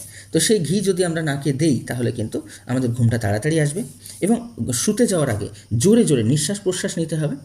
বাম নাক থেকে নিঃশ্বাস নিতে হবে এবং ডান নাক দিয়ে ছাড়তে হবে। এরকমভাবে বেশ কয়েকবার করতে হবে। করলে দেখবেন মাথা হালকা হয়ে যাচ্ছে, ঘুম ঘুম ভাব আসছে। শুয়ে পড়ুন, কানে এবং 2 কানে একদম চাপা দিয়ে দিন কিছু, যাতে বাইরে থেকে কোনো শব্দ না আসে। আলো বন্ধ করে দিন, তাহলে দেখবেন ঘুমটা চলে আসবে। চুলকানি হয়েছে হঠাৎ করে, প্রচণ্ড পরিমাণে চুলকাচ্ছে, রসুন বেটে সেখানে লাগিয়ে দিন। আশা করি 50 to 70% চুলকানি ওই মুহূর্তে ঠিক হয়ে যাবে এবং বেশ কয়েকবার লাগালে পার্মানেন্ট ঠিক হয়ে যাবে। এবার আসি জয়েন্টে ব্যথা। জয়েন্টে ব্যথা বলেই শুধু নয়, যে কোনো ব্যথা গরমের কারণে কিন্তু ঠিক হয়, ইমিডিয়েট রিকভার হয়। তাই যে কোনো জায়গায় গরম সেক দিলে আপনি ব্যথা থেকে মুক্তি পাবেন। তবে এই গরম সেক কী দিয়ে দেবেন? জলের দ্বারা দিতে পারেন। বালি, কর্পূর আর সন্দক লবণ মিশিয়ে আপনি একটা পুঁটলি বানাতে পারেন, সেটা দিয়েও আপনি গরম সেক দিতে পারেন। ঠিক আছে, এই সময় বেশ কিছু, যদি আপনার পুরনো ব্যথা হয় তাহলে অবশ্যই খাবার নিয়ম পাল্টাতে হবে, সেটা আমি পরবর্তী ভিডিওতে জানিয়ে দেবো। তাহলে আপনার জয়েন্টের ব্যথা আপনি কিন্তু হাঁটু হোক, কাঁধ হোক, যেখানেই হোক এই শ্যাক দিয়ে আপনি কমাতে পারেন। প্রয়োজনে আপনি অ্যালোভেরার প্রলেপও দিতে পারেন। ঠিক আছে, এবার আসি দুর্গন্ধ। দুর্গন্ধ থেকে বাঁচবেন কী করে? কোনো জায়গায় গেলেন, সেটা পুরনো বাথরুম হতে পারে বা এমন জায়গা ডাস্টবিন আছে, অথচ আপনাকে সেখানে কাজ করতেই হবে, আপনাকে বাথরুমে যেতেই হবে। তাহলে আপনি কি করবেন? আপনি তখন চেক করে ডান নাকটা বন্ধ করে দেবেন। ডান নাক বন্ধ করে দিয়ে শুধু বাঁ নাক থেকে নিঃশ্বাস নেবেন, দেখ ওখানে কোনো গন্ধই আপনি আর পাচ্ছেন না। এটা একটা ট্রিক্স বা টেকনিক। এবার আসি হচ্ছে গিয়ে অন্য একটা মেজর প্রবলেম, সুগার নিয়ে। সুগার হঠাৎ কমে যায় বা বেড়ে যায়। দেখুন, বেড়ে যাওয়াটা মেজর কোনো বিপজ্জনক ব্যাপার না হলেও শরীরে অনেক ক্ষতি করে, আর সুগার হঠাৎ করে ডাউন হয়ে গেলে মানুষ কিন্তু মারাও যেতে পারে। তাই সুগারটাকে কন্ট্রোল করার জন্যে আপনাকে দুটো ট্রিক্সই জানতে হবে। বেড়ে গেলে কী করতে হবে, কমে গেলে কী করতে হবে। কমে গেলে আমরা সবাই কম বেশি জানি যে ওই মুহূর্তে ইমিডিয়েট মিষ্টি জাতীয় কিছু খেয়ে নিলে সুগারটা ব্যালেন্স হয়ে যায় এবং মানুষ সেভ থাকে। তাই চিনি, বাতাসা এগুলো আমরা খেয়ে থাকি, যে কোনো মিষ্টি জিনিস, যাতে শরীর গ্লুকোজ তাড়াতাড়ি পায় সুগার ফল করলে। আর সুগার যদি হাই হয়ে যায়, সেক্ষেত্রে আমাদের যেটা করতে হয় সেটা হচ্ছে আপনার করলা অথবা নিম পাতা কুচি কুচি করে কেটে, থেতো করে বা বেটে সেটা একটা থালায় রাখতে হয়, রেখে পা তার উপরে রেখে বসে পা দিয়ে ওটাকে চটকাতে হয়। খানিকক্ষণ পরে পা দিয়ে চটকালে ওই আপনার তিতো ভাবটা দেখবেন জিভে চলে আসবে এবং আপনি মেপে দেখবেন সুগার ডাউন হয়ে গেছে, কম হয়ে গেছে। তাহলে এটা খুবই সহজ পদ্ধতি, যে কেউ আমরা করতে পারি। প্রয়োজনে নিম পাতার গুঁড়ো 1 চামচ আমরা খেয়েও নিতে পারি, তাহলে আরও দ্রুত সুগার কমে যাবে। তাহলে সুগার এই কমুক বা বাড়ুক, আপনি কখনও বাতাসা খেয়ে, চিনি খেয়ে সুগার বাড়িয়ে নিতে পারবেন, অথবা নিমের পাউডার খেয়ে বা করলার উপরে পা রেখে চটকিয়ে আপনি আপনার সুগার কমিয়ে নিতে পারবেন। তো এটা খুবই সহজ পদ্ধতি। এবার আসি নেক্সট প্রবলেম, যেটা হচ্ছে ফ্যাটি লিভার। লিভারের ফ্যাটকে কিভাবে কমাতে হয়। দেখুন, ফ্যাটি লিভার আজকের ডেটে প্রচুর লোকের পাওয়া যাচ্ছে। ঠিক আছে, তো এটার জন্যে বিশেষ করে ব্ল্যাক কফি, কালো যে কফি থাকে চিনি ছাড়া কফি আমরা বানাবো বাড়িতে জলের ভিতরে, তাতে দুধ দেবো না, চিনি দেবো না, ওই কফি ধীরে ধীরে খেলে প্রথম দিন থেকেই কিন্তু খুব উপকার পাওয়া যায়। সেম জায়গায় কোলেস্ট্রল যদি কারোর শিরায় বেশি থাকে, তাহলে তেঁতুল রাত্রে ভিজিয়ে সকালবেলায় খেলে অনেকটাই উপকার পাওয়া যায়। ঠিক আছে, তো এবার আসি আমরা ব্লাড প্রেশার হাই হলে কি করব। 10 থেকে 20 গ্রাম পুদিনা পাতা জুস বানিয়ে সঙ্গে সঙ্গে খেয়ে নিতে হবে। এটা শুধু পুদিনা পাতাই নয়, যদি আপনার হাতে গায়ে কাছে কোনো পুদিনা পাতা না থাকে, যে কোনো পাতা মানুষ খায়, যে কোনো পাতা, সেটা হতে পারে আপনার কুমলি পাতা, সেটা হতে পারে তেলাকচু পাতা, যে কোনো পাতা, সেই পাতা যদি আমরা থেতো করে রস করে খেয়ে নিই বা চাবিয়ে খেয়ে নিই, তাহলে হঠাৎ করে আমাদের শিরা উপশিরার ভেতরে নাইট্রিক অক্সাইডের প্রোডাকশান বেড়ে যায়, শিরা ফ্লেক্সিবল হয়ে যায় এবং আমাদের ব্লাড প্রেশার হঠাৎ করে ধীরে ধীরে নিচের দিকে নামতে শুরু করে, নর্মাল হতে শুরু করে। ঠিক আছে, তো এক্ষেত্রে আমরা পাতিলেবুর রসও খেতে পারি, তাতেও আমাদের কিন্তু খুব উপকার হয়। এবার আসি আপনার হচ্ছে মাইগ্রেন যাদের যন্ত্রণা হয়, তারা কিন্তু খুব কষ্ট ভোগ করে। তাদের ডান নাক বন্ধ রেখে বাঁ নাক দিয়ে হচ্ছে শ্বাস প্রশ্বাস নিতে হবে এবং 3 গ্লাস মতন জল খেতে হবে। আর এই শ্বাস প্রশ্বাস ততক্ষণ পর্যন্ত চালাতে হবে যতক্ষণ না একটু ইমপ্রুভমেন্ট হয়। আনুমানিক 10 থেকে 15 মিনিটে এই প্রবলেম থেকে আমরা মুক্তি পেয়ে যাব। ঠিক আছে, তো প্রেশার লো হলে আমরা কি করব। লো প্রেশার হলে আমরা সবাই জানি আমরা চিনি নুন দিয়ে জল খাই। ঠিক আছে, এটা করার সঙ্গে সঙ্গে আমরা আরেকটা কাজ করব, বাম নাক বন্ধ রেখে ডান নাক দিয়ে শ্বাস প্রশ্বাস নেব। যেমন আমরা মাইগ্রেনের যন্ত্রণায় যেটা করলাম, ডান নাক বন্ধ রেখে বাম নাক দিয়ে, আর লো প্রেশারের ক্ষেত্রে বাম নাক বন্ধ রেখে ডান দিকে আমরা শ্বাস প্রশ্বাস নেব। তাহলে আশা করি আমরা খুব তাড়াতাড়ি উপকার পাবো, যেটা হাই প্রেশারের ক্ষেত্রেও আমরা নিঃশ্বাস প্রশ্বাস নিয়ন্ত্রণ করে কিন্তু আমরা উপকার পাই। ঠিক আছে, নেক্সট হচ্ছে অনেক সময় কেটে গেল, রক্তপাত হচ্ছে, তখন কি করা যাবে? যে জায়গাটা থেকে রক্তপাত হচ্ছে খেয়াল রাখবেন সেই স্থানটা যদি একটু উঁচু করে দিতে পারেন তাহলে রক্তক্ষরণ বন্ধ হয়ে যাবে। জলের ট্যাঙ্কির দেখবেন নিচের যে পাইপটা সেখান দিয়ে জল প্রচণ্ড জোরে বেরোয়, আর উপর তার থেকে যদি এক হাত ওপর যদি কোনো পাইপ বানানো হয় তাহলে কম বেরোবে, আর একদম উপরে রাখলে কিন্তু রক্ত বেরোবে না বললেই চলে, জল বেরোবে না বললেই চলে। তেমন মানুষের শরীর নিচুর দিকে, যত শরীরের নিচুর দিকে হবে তত রক্তের স্পিড বাড়বে। তাই কাটা স্থানটাকে উঁচু জায়গায় দিলে, উঁচু করে দিলে, ধরুন পা কাটলো, তাহলে আমি বিছানায় শুয়ে পাটা উঁচু করে দিলাম, তাহলে দেখবেন পায়ের দিকে ব্লাডের প্রেশার কম হয়ে যাবে এবং রক্ত পড়া কিন্তু রক্ত তাড়াতাড়ি বন্ধ হয়ে যাবে। এবার আসি গল ব্লাডার স্টোন যাদের, তাদেরকে কিভাবে দিনের দিন গল ব্লাডার স্টোন বের করবেন। এটা একটা খুব সহজ ট্রিক্স, খুব কমফোর্টেবল ট্রিক্স। আমরা অনেকে এই কাজের জন্য, যেমন হার্ট অ্যাটাক হলে আমরা হার্ট বাইপাস করাই, 2-5 লাখ খরচ হয়, তেমনি গল ব্লাডার স্টোন হলে আমরা বেশিরভাগ লোক গল ব্লাডার স্টোন অপারেশন করাই এবং পিত্তথলিটাই কেটে বাদ হয়ে যায়। তো এটা থেকে বাঁচার সহজ উপায় ইউটিউবে আপনারা দেখে নেবেন। আমাদের পীয়ূষবাবু এমন একজন ব্যক্তি যিনি এই টেকনিকটা অ্যাপ্লাই করে হাজার হাজার লোকের গল ব্লাডার স্টোনের অপারেশন আটকে দিয়েছেন এবং দিনের দিন উনি ট্রিটমেন্ট করাচ্ছেন। আজকে ডেটে বহু লোক সেখানে যাচ্ছে। যেমন হাড় ভাঙার ক্ষেত্রেও সেম জিনিস, হাড় যদি ভেঙে যায় কখনো, আশা করি ডাক্তারের কাছে যাওয়া লাগবে না, কারণ গেলে লোহার পাত বসিয়ে দেবে এবং তাতে খরচ সাপেক্ষ, কষ্ট সাপেক্ষ। পরে দেখা যাচ্ছে ওইটা যদি ঠিকঠাক অপারেশন না হয় তাহলে অন্য প্রবলেমও তৈরি হয়ে যাচ্ছে। তো আমাদের ব্যক্তিগত লাইফে এরকম একটা ঘটনা ঘটেছিল। আমার বাড়ির পাশে এক ব্যক্তির হঠাৎ এরকম কোমর ভেঙে যায়, শুনলে অবাক হয়ে যাবে, নারকেল গাছ থেকে পড়ে, যেটা ঠিক করা অস্বাভাবিক ছিল। তো তারা এক আয়ুর্বেদিক প্রসেসে জাপ বেঁধে আমাদের এই পশ্চিমবাংলায় ধুবুলিয়া বলে একটা জায়গা আছে কৃষ্ণনগরে পাশে, সেখান থেকে তারা ঠিক করে নিয়ে এসেছিলো এবং আজকের ডেটে সে সম্পূর্ণ সুস্থ। হয়তো কোমর ভাঙা এই পেশেন্ট যদি অ্যালোপ্যাথি ট্রিটমেন্টে যেত হয়তো জীবনেও আর বিছানায় উঠতে পারতো না, হুইল চেয়ারে তাকে ঘুরতে হতো। সেম জায়গায় আমার নিজের ঘরেরই একটা ঘটনা, হঠাৎ হাত ভেঙে দুটুকরো হয়ে গেল, কনুই থেকে নিচের যে অংশ কবজি পর্যন্ত। তারপরে ডাক্তারের কাছে যাওয়া হলো আরজিকর এবং বড় নার্সিংহোম, সেখানে 1 লক্ষ টাকা খরচ করা হলো এবং ট্রিটমেন্ট দীর্ঘমেয়াদী চলে আসবে। স্টিলের পাত বসাতে আমরা সব কিছু প্রিপারেশন নিলাম। এমন সময় আমাদের একজন ইনফরমেশন দিল বর্ধমান রোডের গুড়া বলে একটা স্থান আছে, ওখানে আপনারা চলে যান, দেশ বিদেশ থেকেও লোক আসে। ঠিক আছে, ভাবনার ব্যাপার, বিভিন্ন রাজ্য এবং বিদেশ থেকেও লোক আসে ওখানে। তো গিয়ে দেখলাম সত্যি দিনে প্রায় 300-400 পেশেন্ট আসছে এবং অ্যাম্বুলেন্সে করেও লোক আসছে। আশ্চর্য ব্যাপার, দিনে 300-400 পেশেন্ট মানে মাসে 10,000, যেটা হয়তো পিজি বা আরজি করে অত হাড় ভাঙা পেশেন্ট আসে না আমার ক্যালকুলেশন। তো দেখে আমি অবাক হয়ে গেলাম। ওখানে আমি গেছিলাম একটা সেন্টারে, ওরকম সেন্টার ওখানে আরও 4-5টা আছে, তার মানে ভাবুন কী পরিমাণে লোক ওখানে উপকার পাচ্ছে। তো ওখানে গেলাম, আমরা তো ভয় পেয়ে গেলাম, কারণ আমি কৃষ্ণনগর ধুবুলিয়া যেখানে কোমর ভেঙে গেছিলো সেই এরিয়াতে কয়েকজনকে আমি আমার সার্টিফিকেট দেখাই, তো তারা বলে যে এটা কোনোভাবেই ঠিক করা সম্ভব না। তারপরে আমরা আশাই ছেড়ে দিয়েছিলাম যেটা কোনোভাবেই হয়তো সম্ভব হবে না। তো ওখানে গিয়ে যখন দেখলাম, আরে বাবা এ তো আজব জিনিস, আমাদের এক্স রে রিপোর্টটা দেখলো এবং মুহূর্তের মধ্যে তারা কিছু ওই চটা কেটে হাত সেট করে লতা পাতা বেঁধে দিল এবং ভাবলে অবাক হয়ে যাবেন, সপ্তাহে মাত্র 5 দিন অন্তর একদিন ওখানে গিয়ে ওই লতাটা পাল্টে আসতাম, খরচ হতো মাত্র ওখানে 30 টাকা, যেতে আসতে যেটুকুনি খরচ। কয়েক মাসের ভিতরে হাত সম্পূর্ণ সেট হয়ে গেল এবং আশ্চর্যের ব্যাপার, হাতে আগের মতন জোর না পেলেও ওই হাতে কাজকর্ম করতেও শুরু করলো। তো এখানে হাড় ভাঙার ক্ষেত্রেও যেমন আশ্চর্যজনক রেজাল্ট আপনি পাবেন। এটা বর্ধমান রেলওয়ে স্টেশনে, ওই রোডে গুড়াব বলে একটা স্টেশন আছে, যেটা ডানকুনি থেকে যেতে হয় বা হাওড়া রেল স্টেশন থেকে যেতে হয়। অনেক উপকার পাবেন। যদি কারোর কখনো হাড় ভেঙে যায় একবার চেষ্টা অবশ্যই করতে পারেন, কারণ হাড় ভেঙে গেলে ওটা জোড়া দেওয়ার তখনই যে জুড়তে হবে এরকম কোনো ব্যাপার নেই, 4-5 দিন হাতে সময় পাওয়া যায়। তো সেই 4-5 দিনের ভেতরে এই ঘটনাটা কিন্তু আমরা ঘটিয়েছিলাম, যার জন্য আমাদের 1 টাকাও খরচা হয়নি বলতে পারেন। টোটাল ট্রিটমেন্টে হয়তো 1,000-5,000 টাকা খরচ হয়েছে, ওটাই অ্যালোপ্যাথিতে গেলে কত খরচ হতে ভেবে দেখুন। তো এবার গল ব্লাডারের ট্রিক্সটাও আমি বলে দিই। এক্ষেত্রে ইপসম সল্ট আপনাকে ব্যবহার করতে হবে, হ্যাঁ, এবং অলিভ অয়েল আপনাকে নিতে হবে। এছাড়া আনারসের বা লেবুর, মৌসুম্বি লেবুর জুস আপনাকে বানাতে হবে, ঠিক আছে। তো এটা বানিয়ে কী পদ্ধতিতে খেতে হবে সেটা আমি ডক্টর পীয়ূষ স্যারের থ্রুতেই বা তার অ্যাসিস্ট্যান্টের থ্রুতেই আপনাকে হিন্দিতে শুনিয়ে দিচ্ছি। আশা করি আপনারা সেই কথা শুনে বেশি উপকৃত হবে। এবার চলে আসি বিচ্ছু কামড়ালে কী করব। কাঁকড়া বিছে কামড়ালে প্রচণ্ড যন্ত্রণা।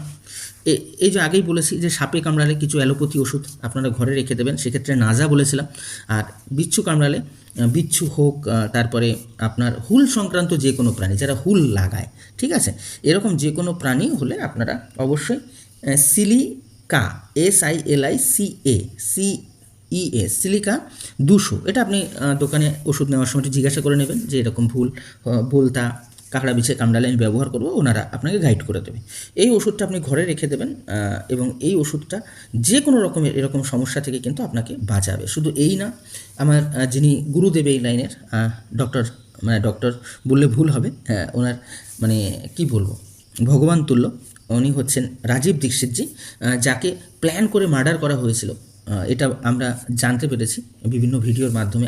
সেরকম সন্দেহ করা হয় যে উনি এমন কিছু ট্রিটমেন্ট পদ্ধতি বের করেছিল যেটা অ্যালোপ্যাথি ট্রিটমেন্টের মানুষের প্রয়োজনীয়তা ফুরিয়ে ফেলছিল। তো আমরা প্রত্যেকেই জানি যে যার পেটে লাথি লাগে সে তো এক কামড় দেবেই। তো সন্দেহ করা যায় যে অনেক চক্রান্তর কারণে তাকে মেরে ফেলা হয়, এবং এতক্ষণ ধরে যে ট্রিটমেন্ট পদ্ধতিগুলো বলছিলাম তার বেশিরভাগ তার থেকেই শেখা, আর কিছুটা এমন কিছু ডাক্তার যারা আজকের ডেটে আধুনিক চিকিৎসার সঙ্গে যুক্ত, অথচ তারা পুরনো সেই আমাদের বৈদিক পদ্ধতিতে তারা মানুষকে সুস্থ করে চলেছেন, সেইগুলোই বললাম। তো যাই হোক, উনি এটা আমাদেরকে শিখিয়েছেন যে যদি কখনো সূচ ফুটে যায়, কাঁটা ফুটে যায়, তো সেক্ষেত্রেও এই একই টাইপের প্রসেস কিন্তু আমাদের ব্যবহার করতে হবে। ঠিক আছে, এবার চলে আসি কুকুরের কামড়। কুকুর যদি নর্মাল বাড়ির কুকুর হয় তাহলে দরকার পড়ে না, যেটা এই যে র্যাবিস বলে যে মেডিসিনটা দেওয়া হয় আমাদের, ঠিক আছে না, অ্যাকচুয়ালি এর পদ্ধতি কি, এটা শুনলে আমরা কিন্তু অবাক হয়ে যাবো। অনেকটা জ্বরের মতন। জ্বরের একটা সাইকেল থাকে, নর্মালি 3 দিনের ভিতরে ওটা সুস্থ হতে বাধ্য। 90% জ্বর, আপনি ওষুধ খান বা না খান, ডাক্তারের কাছে যান বা না যান, 3 দিন পরে দেখবেন ওই জ্বর ভাইরাস মরে গেছে এবং শরীর সুস্থ হয়ে গেছে, আপনি শুধু একটু খাওয়া দাওয়ায় কন্ট্রোল রাখলেই। কিন্তু আমরা ওই সময় ডাক্তারের কাছে যাই, ওষুধ খাই, আমরা ভাবি কি যে ডাক্তার ঠিক করে দিয়েছে এবং ডাক্তারের প্রতি অগাধ বিশ্বাস তৈরি। না, এটা ডাক্তার আজ পর্যন্ত পৃথিবীতে একটা ওষুধ বা একটা রোগ আপনি দেখান যে রোগটা ডাক্তার ঠিক করতে পেরেছে। আপনি যে কোনো ডাক্তারের কাছে জিজ্ঞাসা করুন যে ডাক্তারবাবু এমন একটা ওষুধের নাম বলুন যেটা রোগ ঠিক করতে পারে। তাহলে যদি ওষুধই না থাকে রোগ ঠিক করার, তাহলে ডাক্তার আপনার শরীর ঠিক করলো কী করে? অ্যাকচুয়ালি ডাক্তার ঠিক করেনি, ডাক্তার আপনাকে ইমার্জেন্সি ব্যথা যন্ত্রণা থেকে মুক্তি দিয়েছে। প্রকৃত রোগ ঠিক হয়েছে আপনার খাদ্য খাবার এবং ডায়েট মেনটেনের উপরে, বা আপনার শরীর আপনার রোগকে ঠিক করেছে। হাড় ভেঙে গেছে, হাড় জোড়া লাগিয়ে দিয়েছে আপনার ডাক্তার, জুড়েছে কিন্তু নিজে নিজে, কেটে গেছে হাড় সেলাই করে দিয়েছে ডাক্তার, জোড়া লেগেছে নিজে নিজে, সুস্থ হয়েছে নিজে নিজে। নিজের শরীরকে নিজে ঠিক করে। আমাদের ভিতরে একটা মিথ্যে ধারণা আছে যে আমরা ডাক্তারের কাছে গেলাম আর ঠিক হয়ে গেল। না, ডাক্তার ওষুধ দিয়ে আমারও যদি এই মুহূর্তে কোনো মেজর বিপদ হয়, যন্ত্রণা ব্যথা, আমিও ডাক্তারের কাছে যাব, ব্যথা যন্ত্রণাকে নিয়ন্ত্রণ করব, তারপরে আমি ন্যাচারাল পদ্ধতিতে ঠিক করব। হাড় যদি কমজোর হয় ক্যালসিয়াম নেব, ব্লাড কমজোর হলে আয়রন জাতীয় খাবার নেব, মেমোরি পাওয়ার কমজোর হলে মেমোরি পাওয়ার বাড়ে এমন টাইপের ফুড নেব। তার প্রত্যেক প্রবলেম রিলেটেড আমি সলিউশনের দিকে যাব, নাকি ওষুধ খাবো। কারণ ওষুধ পৃথিবীতে কোনো রোগীকে ঠিক করতে পারে না। আপনি সারা ভারত ঘুরে, সারা পৃথিবী ঘুরে একটা ওষুধ নিয়ে আসুন যেটা দিয়ে কোনো মানুষের ক্রনিক রোগ সারতে পারে। ডাক্তার বলবে দেখুন সুগার সারা জীবন থাকবে, প্রেশার সারা জীবন থাকবে, অ্যালার্জি সারা জীবন, তারা ঠিক করতে পারে না, তাই তারা বলে সারা জীবন থাকবে। কিন্তু না, আপনার শরীর যদি সঠিক নিয়ম পেয়ে যায়, আপনি খাদ্য খাবার যদি সঠিক খান, যে ঘাটতির কারণে ওই রোগটা তৈরি হয়েছে সেই ঘাটতিটা যদি আপনি মিটিয়ে দেন, তাহলে কারোর বাবার সাধ্য নেই আপনার রোগ ঠিক হতে আটকাবে। আমি সিম্পল একটা এক্সাম্পল দিই। ধরুন আপনার শরীরে ক্যালসিয়ামের অভাব হয়েছে, কারণ আপনি এমন ধরনের খাদ্য খাবার খান যাতে ক্যালসিয়ামের পরিমাণ সঠিক নেই। আপনার কোমরে ব্যথা হলো, ঘাড়ে ব্যথা হলো, এবার আপনি কি করছেন, ডাক্তারের কাছে গেলেন, ডাক্তার বলবে ক্যালসিয়াম ট্যাবলেট নিন। যে ক্যালসিয়াম ট্যাবলেটটা ডাক্তারের কাছে আছে সেটা সিনথেটিক, সেটা কিন্তু বডিতে সমস্তটা অ্যাবজর্ব হয় না, কিছুটা বডিতে ডিপোজিট হয়ে যায়, যেটা পরবর্তীকালে পাথরের কারণ হতে পারে। তাই ডাক্তার নিজেও ওই ক্যালসিয়াম ট্যাবলেট লং টাইম আপনাকে খেতে দেবে না। তাহলে কি হলো, আপনি সাময়িক ব্যথা থেকে মুক্তি পেলেন, কিন্তু ক্যালসিয়ামটা যদি আপনার বডিতে অ্যাবজর্ব হতো তাহলে কিন্তু আপনার ক্যালসিয়ামের ঘাটতি মিটে কোমরের ব্যথা চিরতরে ঠিক হয়ে যেত। ডাক্তারবাবু সেটা পারলেন না, এই কারণে ডাক্তারবাবু বললো যে এই প্রবলেম জীবনে ঠিক হবে না, আপনাকে সারা জীবন ওষুধ খেতে থাকতে হবে, সেটা ব্যথার হোক আর মাঝে মধ্যে ক্যালসিয়াম হোক। কিন্তু আপনি যদি 5 টাকার চুন কিনে নিয়ে আসেন, পানে খাওয়া চুন, সেটা জলে ভিজিয়ে রাখলেন, এইবার তার উপরে যে পরিষ্কার জলটা ডেইলি ভাত তরকারি যখনই খাচ্ছেন, খাবার পরে 1 ঢোক 2 ঢোক খাচ্ছেন, ধীরে ধীরে অভ্যাস হলে একটু পরিমাণ বাড়ালেন, দেখবেন যে ক্যালসিয়াম শরীরে যেতে যেতে একসময় কোমরে ব্যথা, ঘাড়ে ব্যথা, দাঁতে ব্যথা সব গায়েব, কিচ্ছু নেই। কারণ প্রকৃত রোগের ট্রিটমেন্ট হলো না, ডাক্তারের কাছে গেলে তো ওটা হবে না। ধরুন আপনার মাঝে মধ্যে মাথা ঘোরে, আপনার শরীর প্রচণ্ড দুর্বল, অর্থাৎ আপনার আয়রন ডেফিসিয়েন্সি আছে। আপনি আয়রন জাতীয় খাবার খেয়ে আয়রনের ঘাটতি না মিটিয়ে আপনি ডাক্তারের কাছে গেলেন, ডাক্তার ইমার্জেন্সি প্রেশারের ওষুধ দিয়ে দিল, সাময়িক সুস্থ হলেন, তারপরে আবার যা তাই। তাহলে আপনার প্রবলেম সলিউশন করতে হবে। তেমনি কুকুরে যদি কামড়ায়, আমাদের শরীরের নিজের রোগ প্রতিরোধ ক্ষমতায় সেই রোগটাকে ঠিক করতে পারে। এবার আমরা ডাক্তারের কাছে গেলে কি হয়, ডাক্তার একটা ভ্যাকসিন দেয়, আমরা মনে করি ওটা দিয়ে ঠিক হয়ে গেছে। ঠিক আছে, আদৌ কিন্তু যদি চেক করা যায়, সার্ভে রিপোর্ট দেখা যায় যে কুকুরে কামড়েছে 100 জন, তার ভিতরে 50 জন ভ্যাকসিন নিল আর 50 জন ভ্যাকসিন নিল না, তো সুস্থ হওয়ার সংখ্যা কাদের বেশি? তো দেখা যাবে যারা ভ্যাকসিন নেয়নি তাদেরই বেশি। খেয়াল করে দেখুন, করোনার সময় গ্রাম অঞ্চলে বহু লোক ভ্যাকসিন নেয়নি, মাস্ক পরেনি, তারা কিন্তু দিব্যি সুস্থ ছিল। আর যারা শহর অঞ্চলে ফ্ল্যাটে ছিল, তারা সব কিছু নিয়ম মেনেছে, ভ্যাকসিনও নিয়েছে, মাস্কও পরেছে, মারা গেছে তারা বেশি। আমি নিজে ব্যক্তিগতভাবে ভ্যাকসিন নেইনি, কারণ আমি জানি ওই ভ্যাকসিন নেওয়া থেকে না নেওয়া অনেক বেশি উপকারের। তাই বলে আমি এটা বলবো না যে আপনারাও আমাকে অনুসরণ করুন। আমি কেন করি? আমি টিটিনাসও নেই না, পায়ে জং ধরা পেরেক ফুটলে। আমি HIV এডসেও ভয় পাই না, কারণ আমি জানি শরীরে নিজস্ব রোগ প্রতিরোধ ক্ষমতা আছে। আমি রেগুলার যদি আমলকি খাই, হ্যাঁ, আমি ইমিউনিটি পাওয়ারকে ডেভেলপ করি, তাহলে যে কোনো প্রবলেম ভেতরে তৈরি হলেও সেটা ভেতর থেকেই ঠিক হয়ে যাবে। ঠিক আছে, তাই আপনি অবশ্যই কুকুরে কামড়ালে ডাক্তার দেখান, তবে তার আগে হচ্ছে গিয়ে শরীরের ইমিউনিটি পাওয়ার যাতে বাড়ে সেদিকেও কিন্তু অবশ্যই ধ্যান দেবেন। আর পাগলা কুকুর যদি কামড়ায় তাহলে আমরা ব্যক্তিগতভাবে হোমিওপ্যাথি ওষুধ নেব। হ্যাঁ, হাইড্রোফোবিয়াম বলে একটা ওষুধ আছে 200 পাওয়ারের, সেটাও আমরা ডেলি রেগুলার খাবো। খেলে আশা করি প্রবলেম সলিউশন হয়ে যাবে। পৃথিবীতে যদি কোনো রোগ সারে সেটা হোমিওপ্যাথি ওষুধ দিয়ে অথবা আয়ুর্বেদিক ওষুধ দিয়ে। অ্যালোপ্যাথি ওষুধ দিয়ে কোনো রোগ সারে না, কিন্তু আমরা ভুল জায়গায় চলে যাই। খেয়াল করে দেখবেন, আপনি যে ডাক্তারের কাছে গেছেন সে নিজেই হয়তো 4-5টা রোগে ভুগছে। কীভাবে বুঝবেন? দেখবেন ডাক্তারদের যখন সাক্ষাৎকার হয় বা আপনাদের দর্শন হয়, তখন তাদের পেটটা মোটা, মাথায় টাক আর চোখে চশমা, এই 3টে কমন জিনিস দেখা যায়। এই সময় যদি এদের পেছনে কোনো পাগল কুকুর ধাওয়া দেয়, দেখবেন এরা দৌড়াতে পারবে না। তার মানে এরা শারীরিক দিক থেকে খুব কমজোর। ঠিক আছে, কারণ এনারা ওষুধ সম্বন্ধে নলেজ নিতে নিতে স্বাস্থ্য সম্বন্ধে নলেজ নেওয়াটা ভুলে গেছে, অর্থাৎ নিউট্রিশনগত পুষ্টিগত নলেজ এরা নিতে পারেনি। কারণ এত বই এদের পড়তে হয় যে এরা একটা ওষুধ খেলে তার সাইড ইফেক্ট কী হবে, সেটা থেকে আরেকটা সাইড ইফেক্ট কীভাবে বাঁচাতে হবে, এই পড়তে পড়তে সহজ সরল ট্রিটমেন্টই আমরা ভুলে যাই। ঠিক আছে, তো যাই হোক, আপনি নিজে এটা ওয়াচ করুন যে আপনি কার কাছে ট্রিটমেন্ট করাবো।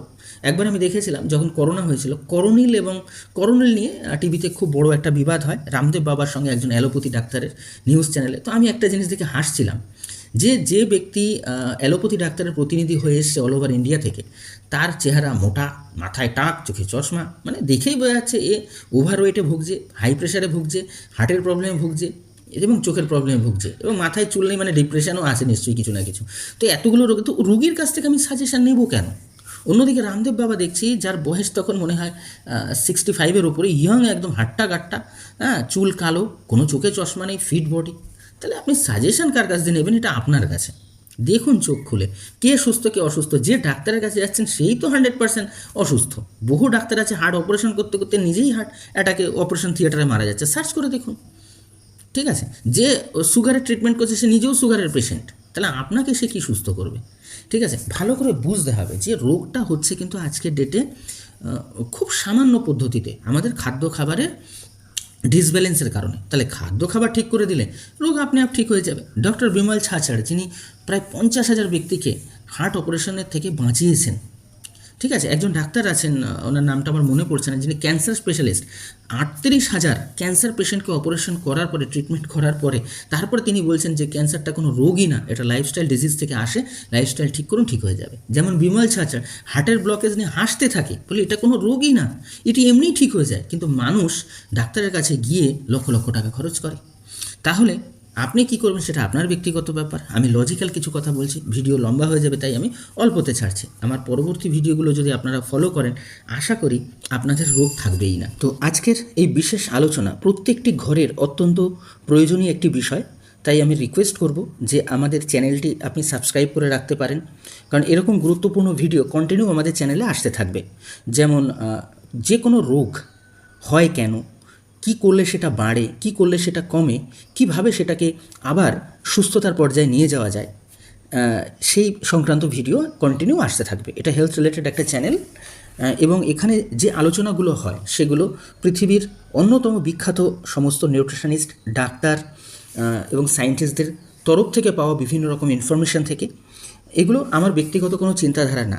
কারণ কি, ভারতে এর আগে আমাদের বৈদিক পরম্পরায় যে কোনো রোগের গোড়া থেকে নির্মূলের ব্যবস্থা ছিল, কিন্তু ইংরেজরা আসার পর থেকে তারা তাদের অ্যালোপ্যাথি আমাদের দেশে চালানোর জন্য আমাদের পুরনো চিকিৎসা পদ্ধতিকে সাইড করে দেয় এবং সেই অবস্থায় আজও আমরা পড়ে আছি।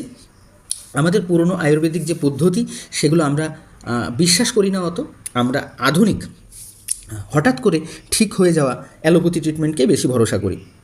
কিন্তু একটু খেয়াল করে দেখলে দেখা যাবে অ্যালোপ্যাথিতে কোনো রোগ সারে না।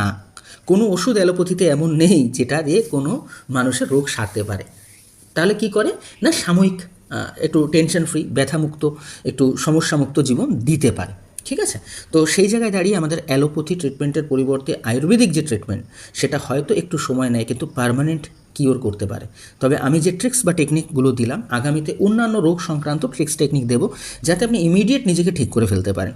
এখানে অলরেডি যে আলোচনাগুলো হলো, সাপে কামড়ানো, হার্ট অ্যাটাক, তারপরে আপনার শ্বাসকষ্ট, নাক ডাকা, ঠিক আছে, এগুলোও তো একটা ইমার্জেন্সি প্রবলেম। এগুলো আমি যে আলোচনাগুলো করলাম বেশিরভাগ সাথে সাথেই কিন্তু রিকভার হয়ে যাচ্ছে।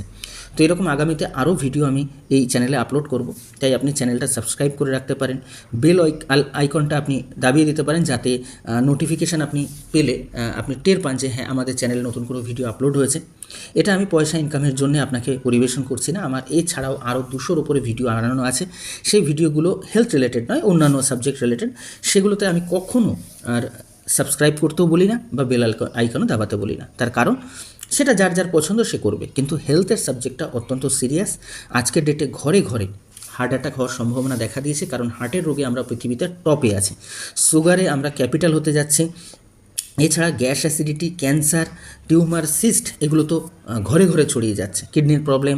তো সেই জায়গায় দাঁড়িয়ে আমরা এমন এমন ইনফরমেশান নিয়ে আসবো যেটা খুব সামান্য খরচে, সামান্য পরিশ্রমে আপনাকে একটা ভালো ট্রিটমেন্ট প্রোভাইড করবে এবং ইনস্ট্যান্ট আপনি সাথে সাথে রেজাল্ট পাবেন। বেশি সময় লাগবে না, যে 2 মাস 4 মাস 6 মাস এরকম না।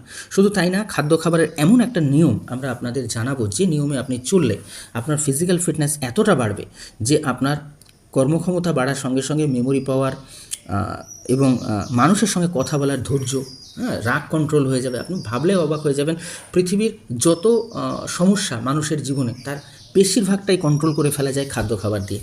আপনি গাড়িতে যদি পেট্রোলের জায়গায় ডিজেল ইঞ্জিন দিয়ে চালান তাহলে প্রবলেম হতে থাকবে, আর যদি পেট্রোলের গাড়িতে পেট্রোল দেন তো গাড়ি সঠিক চলবে, আর যদি একটু ভালো ফিল্টার্ড পেট্রোল দেন তাহলে তো আরও ভালো চলবে। তো আমরা যে পদ্ধতিগুলো আপনাকে জানাতে থাকবো সেগুলো আপনার শরীরের যত্ন নেবে, শরীরের প্রত্যেকটা অঙ্গ প্রত্যঙ্গকে সুস্থ করবে। আর যখনই আপনার অঙ্গ প্রত্যঙ্গ সুস্থ হবে, রোগ হবে কী করে বলুন? প্যানক্রিয়াস খারাপ হবে তবে তো আপনার সুগার আপ ডাউন হবে, তবে তো ভাই সুগারের রোগী হবেন। তো প্যানক্রিয়াসই যদি সুস্থ রাখার পদ্ধতি আপনি জেনে যান তাহলে সুগার হবে কী করে? হার্ট অ্যাটাক আপনার হবে কী করে? যদি আপনি গ্যাস অ্যাসিডিটি কন্ট্রোল করেন, আপনার যদি শিরা উপশিরা কোলেস্ট্রল আপনি ক্লিয়ার রাখেন, তাহলে কী করে হার্ট অ্যাটাক হবে বলুন তো? ক্যান্সার হবে কী করে যদি আপনি অ্যাসিডিক খাবার না খান?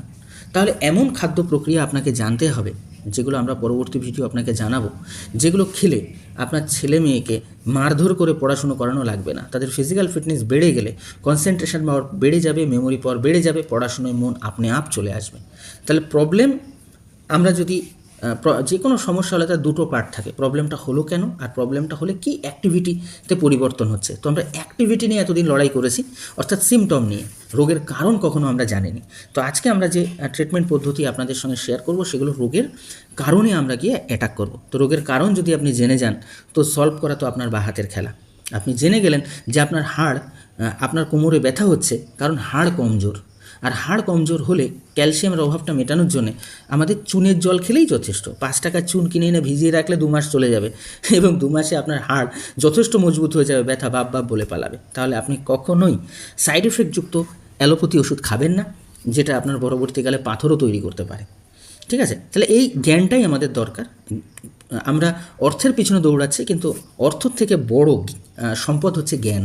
যদি আমাদের জ্ঞান না থাকে তাহলে আমরা অর্থ ইনকাম তো করব, এসি ঘরে তো থাকবো, কিন্তু ঘুমাতে পারবো না। কখনো মাথায় যন্ত্রণা, কখনো পায়ে যন্ত্রণা, কখনো সুগারের টেনশন, প্রচুর টাকা থাকবে কিন্তু নিজের শখের কিচ্ছু খেতে পারবো না। আর বেশিরভাগ লোক কাজের পেছনে এত ব্যস্ত যে হেলথের ব্যাপারে সে শিক্ষা নিতেই চায় না। আর এই কারণে তার ইনকাম তো বাড়ে, সঙ্গে সঙ্গে বয়সের সঙ্গে সঙ্গে রোগ ব্যাধি বেড়ে যায়। আর রোগ ব্যাধি যখন হেভি হাই হয়ে যায়, হেভি উঁচু পর্যায়ে চলে যায়, তখন সে যে টাকা ইনকাম করেছে, যে টাকা সঞ্চয় করেছে, সেই টাকা দিয়েই সে ট্রিটমেন্ট করে।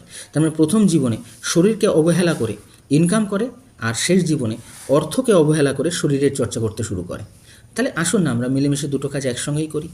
দিনের কিছুটা টাইম শরীরকে সুস্থ রাখার জন্য ট্রিক্স টেকনিক শেখার জন্য সময় দিই, তাহলে একদম ফিট অ্যান্ড ফাইন আমাদের বডি থাকবে, রাগ থাকবে না, ধৈর্য ক্ষমতা বাড়বে, বাচ্চাদের মেমোরি পাওয়ার বাড়বে। আজকাল প্রত্যেক ঘরে সেক্সুয়াল ডিসঅর্ডার দেখা দিচ্ছে জেন্টসদের ক্ষেত্রে, যার কারণে ম্যাক্সিমাম ঘরে অশান্তির পরিবেশ তৈরি হয়ে আছে, সেটা একদম গোড়া থেকে নির্মূল হয়ে যাবে। তো প্রত্যেকটা জিনিস যদি আমাদের সুস্থ হতে থাকে, তাহলে আমাদের অযথা ঘর থেকে ট্রিটমেন্টের নামে যে পয়সাটা খরচ হচ্ছে সেটা আটকে যাবে। আমরা আর্থিক দিক থেকে আগের তুলনায় অনেক সচ্ছল হতে থাকব। তাই আসুন আমরা নিজেরা ভিডিওগুলো বারবার মন দিয়ে দেখি, চ্যানেলটায় অন্যান্য যে ভিডিওগুলো আছে সেগুলো স্টাডি করার চেষ্টা করি, এবং আমাদের আত্মীয় স্বজন বন্ধুবান্ধবকেও এই ভিডিওটা দেখার সাজেশান দিই, যাতে তারাও তাদের ঘরের সুবিধা অসুবিধাগুলোকে খুব সহজে হ্যান্ডেল করে একটা সুস্থ জীবন পেতে পারে। ধন্যবাদ, ভালো থাকুন, আগে বাড়ুন, সুস্থ থাকুন, পয়সা বাঁচান, নিজের জীবনকে উন্নত করুন আমাদের এই স্বাস্থ্য সংক্রান্ত আলোচনার সঙ্গে। ধন্যবাদ।